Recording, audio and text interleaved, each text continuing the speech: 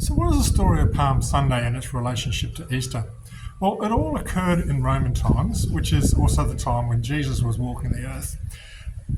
There would be occasions when in Rome a general would return from conquering the world or having great battles, and on the approach to Rome, people would line the main road and they would throw palm leaves onto the actual road. It's not quite like the palm trees behind us, because the Middle East has more date palms, which are about 6 or 8 foot tall, so you can pick them up a lot easier.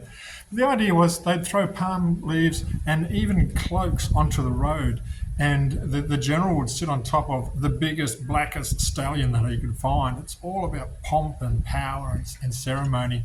And the people would be celebrating the return of, sometimes it might even be Caesar, so it'd be an emperor or a very high dignitary. So how does that work with Jesus? Well, Palm Sunday is the Sunday before Easter. So that's the Sunday before the Friday. And it was just after, a couple of days after he rose Lazarus from the dead.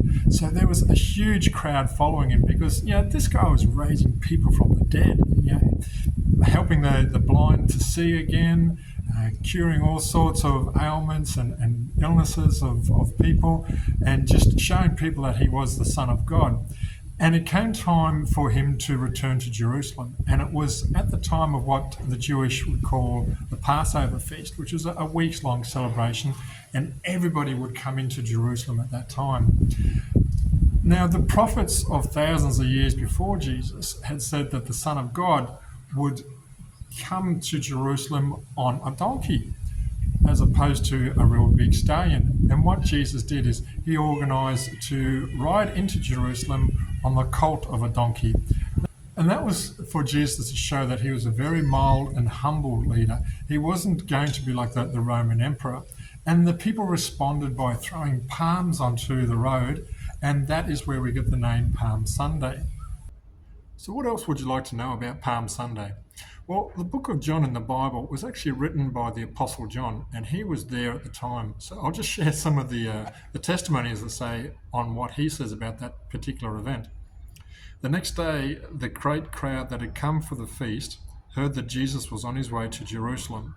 So remember I mentioned that the Passover was in place, so that's what the great feast is. They took palm branches and went out to meet him, shouting, "Hosanna, blessed is he who comes in the name of the Lord. Blessed is the King of Israel." Jesus found a young donkey and sat upon it, as it is written, "Do not be afraid, O daughter of Zion. See, your king is coming, seated on a donkey's colt." So that was like what I mentioned, the humility of Jesus coming into the city. They wanted to make him king, but he wanted to explain that he was there to serve them. He wasn't there for them to serve him. At first, his disciples did not understand all this. Only after Jesus was glorified did they realize that these things had been written about him and that they had done these things to him. Now the crowd that was with him when he called Lazarus from the tomb and raised him from the dead continued to spread the word. Many people, because they had heard that he had given this miraculous sign, went out to meet him. So the Pharisees said to one another, "See, this is getting us nowhere. Look how the whole world has gone after him."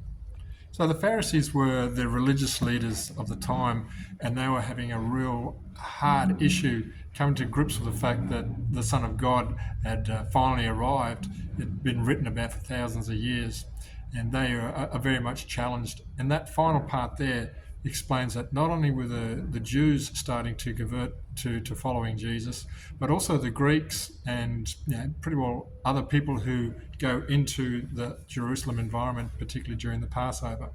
So that's just my thoughts on Palm Sunday and helping to share the idea as we lead into Easter.